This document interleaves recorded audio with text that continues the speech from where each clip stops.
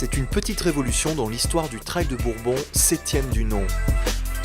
Pour la première fois, l'ancien semi-raid a franchi la barrière symbolique des 100 km. De Cilaos à Saint-Denis, en passant par les cirques de Salazie et de Mafate, le Trail de Bourbon partage désormais la moitié de son itinéraire avec le Grand Raid. Avec surtout la montée si redoutée du Maïdo en plein milieu du parcours.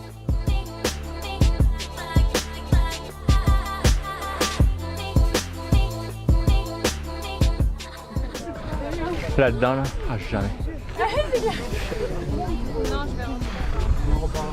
C'est l'enfer. Ah Fabrice, comment ça va là? 12 minutes des premiers là?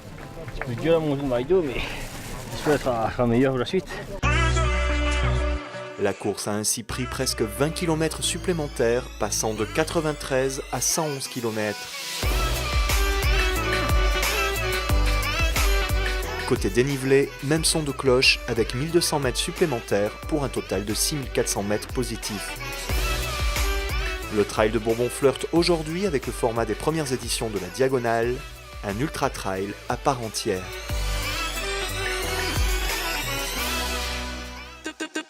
Ce changement de format a permis au Trail de Bourbon d'intégrer un challenge. Comme la Diagonale qui s'est taillé une place dans le circuit mondial, le Trail de Bourbon jouit maintenant d'une reconnaissance nationale. Aux côtés de courses prestigieuses comme l'Échappée Belle, l'Ultra Trail di Corsica, la 6666 ou encore en Outre-mer la Transmartinique, le Trail de Bourbon a intégré cette année l'Ultra Mountain National Tour.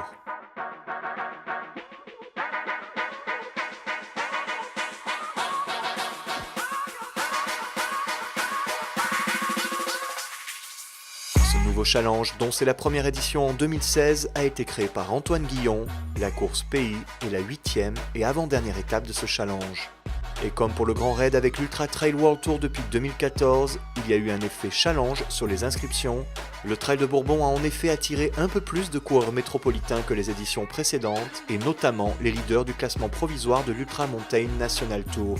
Le plateau de cette 7e édition est donc sans doute l'un des plus relevés de l'histoire de la course.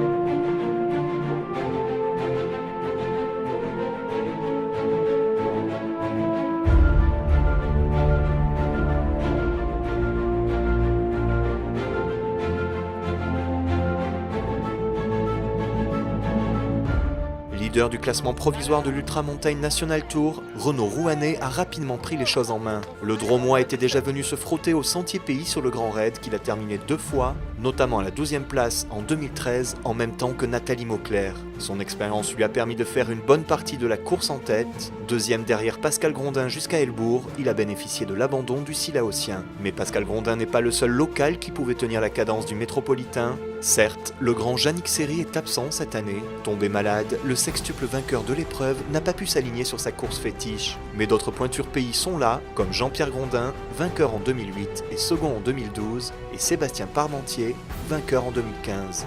Dans le top 5 dès les premières foulées, tous deux ont attendu le bon moment pour attaquer et rattraper Renaud Rouanet. À plus d'un quart d'heure derrière le métropolitain à Helbourg, Jean-Pierre Grondin est remonté méthodiquement dans les cirques pour finalement prendre la tête de la course dans la montée du Maïdo. Quant à Sébastien Parmentier, avec encore un écart de 10 minutes à sans souci, il a profité des sentiers de l'Ouest et du chemin des Anglais pour s'emparer de la seconde place à la Grande Chaloupe. À la Redoute, c'est donc Jean-Pierre Grondin qui franchit la ligne d'arrivée le premier, après 16 heures et une petite minute de course. Il devance de presque 3 quarts d'heure son coéquipier Sébastien Parmentier. Quant à Renaud Rouanet, il partage finalement la dernière place du podium avec Mathieu Craff, qui l'a rattrapé dans la montée de Saint-Bernard. Le Breton, vainqueur du challenge Armoire-Argoat en 2015, est parti doucement, mais a su remonter des places petit à petit, comme un certain Sébastien Parmentier l'année dernière.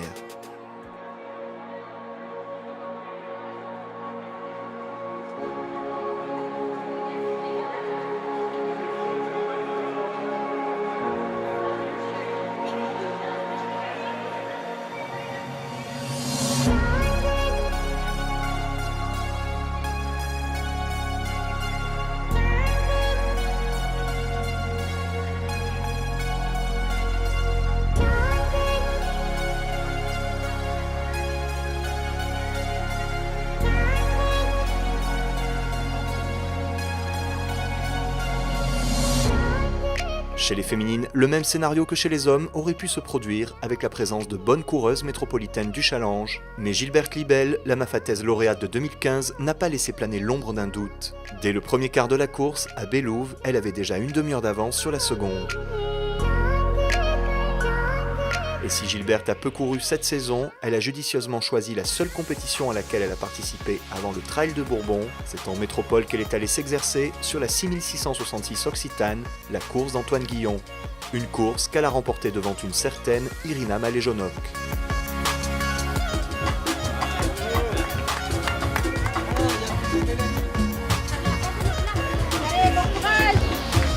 Irina Maléjonok et Audrey Bassac, ce sont justement ces deux coureuses métropolitaines qui se sont battues durant toute la course pour la seconde place.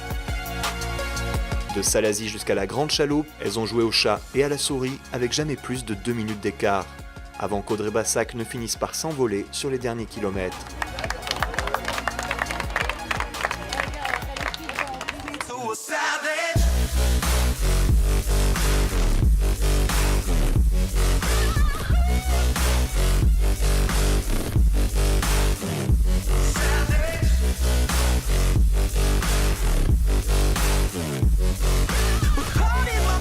À la Redoute, c'est donc Gilberte Libel qui arrive la première après 19h28 minutes de course. Je vous demande, s'il vous plaît, de faire une ovation à Gilberte Libel. Elle conserve son titre, mais surtout, elle réalise l'incroyable performance d'un écart de presque 2 heures sur Audrey Bassac. Irina Maléjonok termine sur la 3e marche du podium.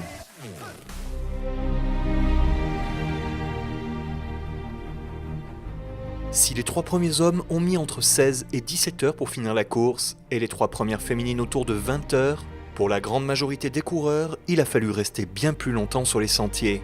Les 3 quarts des finishers ont mis plus de 30 heures pour finir la course, c'est-à-dire 2 nuits et une journée entière avant de retrouver le stade de la Redoute.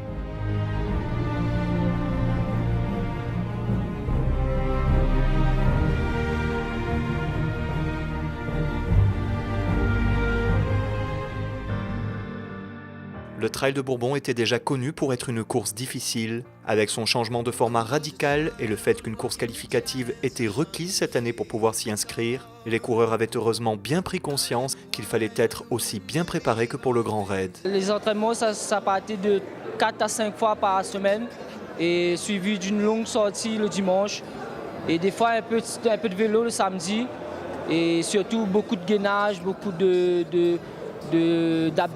Ça fait bientôt 1 an que je me prépare, donc j'ai dû faire quelques courses auparavant, donc il y a une préparation quand même alimentée aussi, donc pas mal de restrictions quand même, et puis une bonne préparation physique, que ce soit salle ou terrain ou sentier, et donc voilà, un tout qui fait que voilà, maintenant je me sens prêt.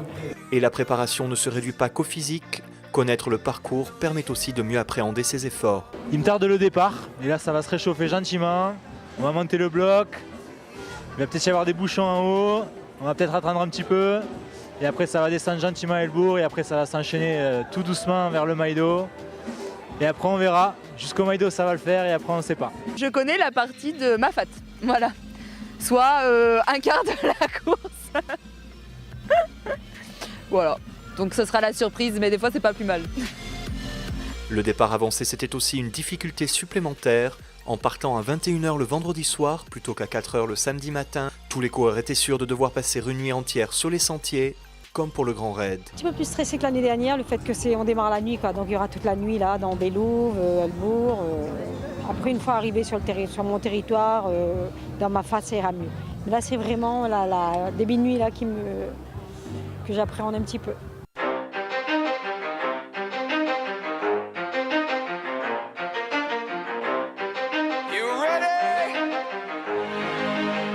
C'est sûr, ce Trail de Bourbon rallongé était le plus dur de son histoire, mais ce qui ne change pas, c'est que quel que soit l'endroit de la course, quel que soit son niveau, le coureur avance grâce à ses jambes, mais surtout grâce à son mental.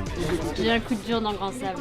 C'est-à-dire un coup de fatigue. Ouais, j'avais pas mangé, du coup, je l'ai payé. C'est bon maintenant, vous êtes remis un peu? Ouais, je repars. Et quand l'envie d'abandonner pointe, il existe toujours un moyen pour mieux repartir. Ne l'en est pas accompagné. On accompagne le frère. Il a dit grand monde n'arrête pas.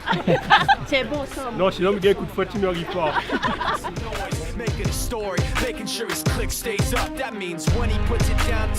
C'est la magie du trail, c'est la magie du Bourbon. Une énergie extraordinaire qui a poussé cette année encore plus de 800 coureurs à rejoindre la ligne d'arrivée.